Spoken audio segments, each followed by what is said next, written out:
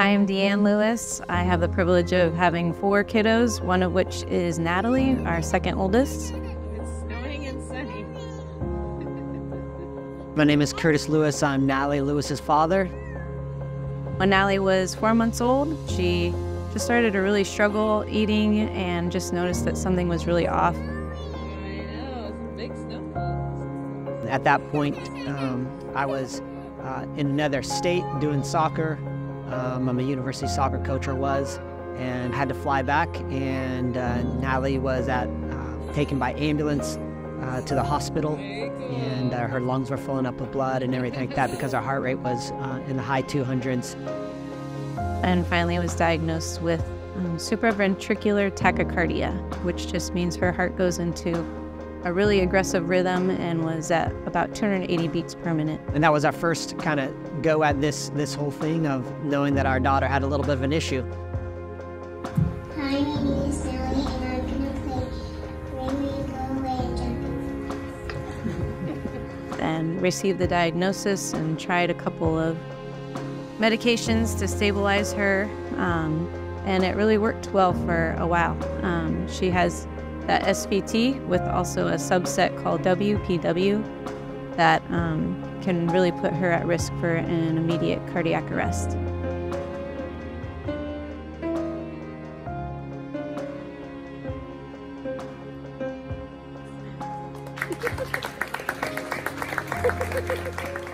At that point, we were able to do some pharmaceuticals in order to take care of the high heart rate.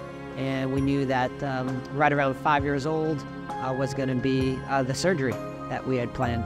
So the cardiologist started monitoring her and just said really when she's the right age and weight that there's a procedure called an ablation that they can go in and really fix and cure Natalie's heart condition. Hi, my name is Natalie, and my surgery is tomorrow on Friday. And thank you for praying for me and giving me gifts and cards and stuffed toy animals. Love you. Love you. Bye. On April 2nd, 2021, we went in for outpatient surgery, and it's supposed to be home at 6 p.m. that night, and we weren't. About 2 hours into the procedure, I got the call of parents' worst nightmare. And they were supposed to be calling me to give me the halfway check-in on the procedure. Curtis and I were outside, just sitting in the sun waiting for the call. And it was a woman that had told me she was going to call. And as soon as I picked up, a man's voice asked me where I was. And so I knew right away that something was very wrong. And I finally just yelled out into the phone, "Is my daughter alive?" And he said, "At this point, she's alive." Some stuff went pretty tragically wrong. 2 hours into the procedure, they actually perforated her heart. And it was a catheter ablation, and they don't know how or why, but the catheter punctured her heart and went from having a relatively healthy child to a major situation. And it took them about 15 minutes of cardiac arrest to stabilize her. And the doctors just told us we weren't sure that we would get her off that table alive. But then her body started to show signs of not responding correctly. And so about 4 days after the procedure, they did an MRI, and it just showed a global brain injury. And they said that Natalie's brain had no healthy cells. We asked about neuroplasticity, and they just said there was no place for the brain to rewire and find healthy places. And we were given just worst case scenario, that our daughter was gone. So we were in CHLA for, I think it was 117 days. And yeah, just fighting. We had 3 clip code blues and trying to figure stuff out. The diagnosis that the neurology gave us was that the daughter that you know is dead. And we hope that one day she might be able to smile. And physically she was there, but mentally and emotionally she was gone. And really in the beginning, that's what we saw. There was very little response to us interacting with her. And she was actually just suffering and in a lot of pain called dystonia. which is basically like her body being electrocuted because the nerves just can't communicate with one another. So they ended up sedating her to try and get her out of that pain that she was locked in. And then as we came back, we had gone to see our other 3 kiddos for a day. Some of the nurses started to say, she's smiling at us. And, you know, we weren't sure if it was involuntary or voluntary. And we started to see life in her eyes. And at this point, Natalie had not said a word. Just imagine a kiddo that's fully functional and capable and lost everything. She can't eat, she can't talk, she can't move her hands, she can't move her legs on command, she couldn't even sit up or hold her neck. And yet her eyes started to show signs of life, and we started to see little smiles. That was a journey, and in the hospital was a journey, but taking her home was even more of a journey, because you go from having help and nurses and monitors to you take your child home and you don't have anything. And that first couple months back home was really rough. Natalie would throw up all the time. She was on about 9 pharmaceutical medications, and at the peak she was on about 40 milligrams of Valium a day, as well as other medications to just keep her body stabilized. She slept in our bedroom with us, and she was completely, essentially paralyzed. She lost all functions. She couldn't manage her saliva. We'd wake up in the middle of the night with her gagging and choking, and it was a pretty rough go at it. So we found a wonderful Facebook group that's for families with brain injury kiddos, and reached out to one of the admin whose son had a non-fatal drowning, and just started to ask what they did, because we knew at that point what we were doing wasn't working. Natalie was throwing up all the time and was losing weight, and she was just really struggling. She was sleeping in our room. She would wake up regularly in the middle of the night gagging on her spit and couldn't even roll her body over to control it or keep her safe. She was having digestive issues. She had had a G-tube put in her stomach, and so we were having to use formula to feed her. And so contacting that family was really the breakthrough for us to learn about a hyperbaric chamber, to learn about MNRI therapy and functional neurology and stem cells. And they really encouraged us to get her off of all pharmaceutical medications. And so that really thrust us into this new journey of doing more of a holistic approach. We started hearing about different therapies, MNRI therapy, and then we heard of this guy named Dr. Connor Bohr.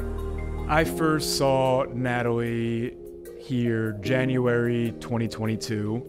Her accident was April 2021, so what, 8-9 months after her accident. And when I first saw her, we go through all our intake and everything, and the number one thing I remember Mom and Dad saying was their main goals were to stand, to speak, and to walk. I am Natalie. I'm 8 years old. I have to walk it back up again. Natalie, come on, give me a smile, girl. Hi. Oh, are you yawning? This is a lot of work, huh, Miss Natalie?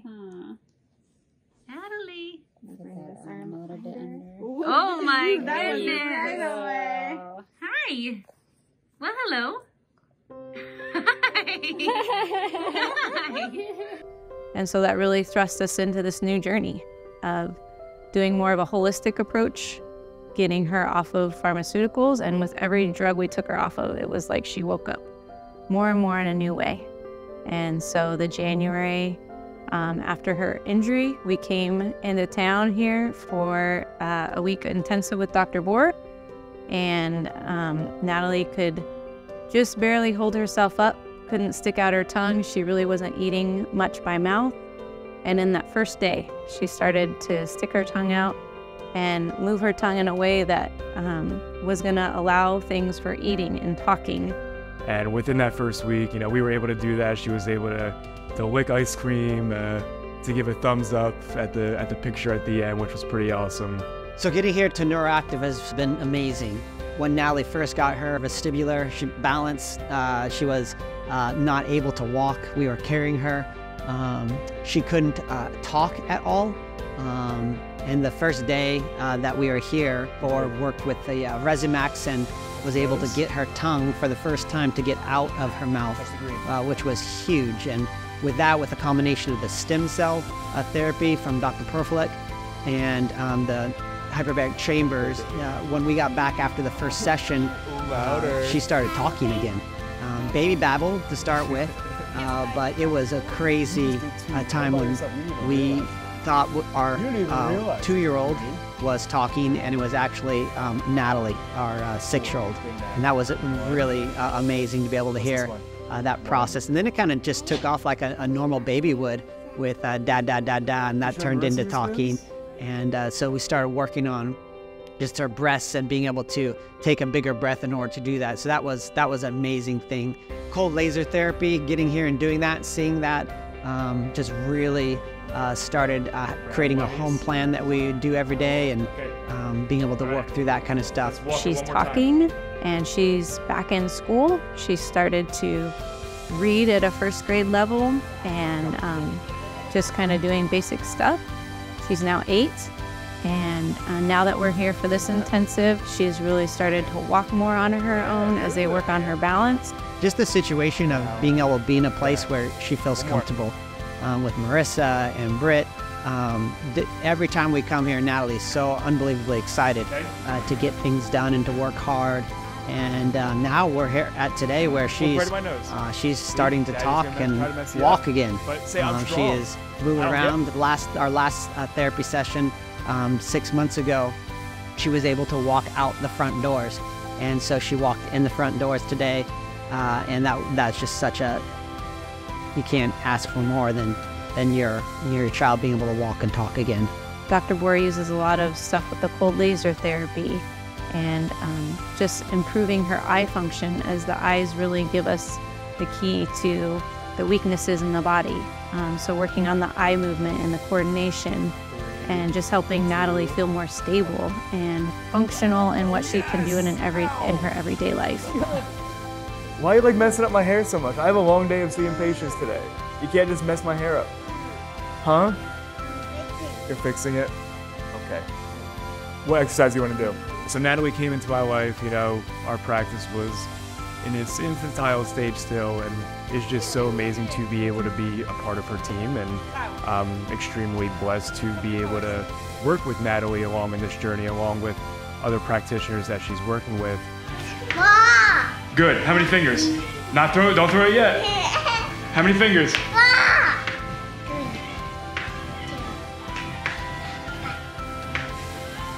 Good. Throw. Oh! You can see her confidence just build as each of the people here work with her and do it with a joy that encourages her to have fun and also work hard. And so we're super thankful for what Dr. Boer and his team have done here to bless our family and bless Natalie. And it really is a family environment here. Even yesterday, our other daughter had a birthday, and as she came in, they just celebrated with her and sang to her, and just wanting to feel even our other kids welcome here in this place. And we're really grateful for that. You don't want my help? You don't want my help? The gains that she was able to make is just absolutely phenomenal. Where she's at the point now where, she's walking, she's talking, she's standing, she's going to be a flower girl here in 2 different weddings here in a couple months. And with Curtis, Natalie's dad, he's probably asked the most questions that anyone has ever asked during intensive. But the way that he was able to grasp some of these concepts and really take it in and really listen and really learn, he's at the point now where he's able to talk about some of the stuff that we do here at our clinic, some of the stuff that Natalie does for her therapies, better than a lot of doctors can. Their family is just all in on this, and I think that plays a ginormous role in all of the gains that Natalie has made thus far. From education to motivation to inspiring others. They've written books, they've really helped to promote the idea that the brain can change and that the limitations that someone gives you isn't the end-all be-all. And Natalie is just a walking testimony to that, and her story is just unbelievably inspiring. It should be a message to the whole brain injury community not to let people put limitations on what you're able or not able to accomplish, where after her injury, doctors, their main goal was for her to one day smile. And here she is, you know, You don't got that far, right to that. 2, almost 3 years later, doing things that doctors said would never, ever be possible. For us, Dr. Bohr is just going to be something that we consistently use. We've come multiple times a year, and we have no plan to stop. We've appreciated what he does here, and have appreciated just his long perspective of how we can get Natalie to continue to function more and more. And that's what anybody hopes for their kid, that they can, who's had a brain injury, that they can continue to move forward and have a life that they can thrive. And I know that Natalie wants to be able to share her story and want to be able to speak the great things about what Dr. Bohr has done and what the other therapies that we've been able to do, and also just what God has done in her life to heal her and restore her, and to just be able to share her story. The ability for the mind and the neuroplasticity, the body wants to heal itself. And I think, you know, when we were in CHLA, we had, the MRI was horrific. It was like she was underwater for 15 minutes. And I had one of my former players sit down with us. She was in the NICU at CHLA. And she said, Curtis and Deann, she said, I've seen 2 kiddos with the exact same MRI. One of them had faith and parents who were willing to push, and the other one didn't. And one kid's walking again, the other's not. And so just faith, like belief, having positive attitude, those things come such a long way. It's a long journey, it's a hard journey. But if you kind of set that goal before you and understand that God's created a body that wants to heal, and you go after that, it's unbelievable to watch in that process. And then to see doctors like Dr. Bohr who have tapped into those truths and neuroplasticity and all of the functional neurology. It's a whole new segment of science that's kind of blown the door wide open, which has been really cool. And when we were at CHLA, we joked all the time that the neurologists, they all needed to go to Disneyland because they're always around hurt kids. And you walk into a place like Neuroactive and it's like you're at Disneyland. It's such a vibrant place where they believe, they hope, they have such an outlook that they want to see these kids grow and heal. And we're seeing it. We're living proof that that positive perspective is part of why Natalie's healing. So we praise Jesus for that. Natalie is going to continue to get stronger, and I can't wait to see what the future holds for her. Me and Pop, get back up again. When you fall, get back up again. Thumbs up.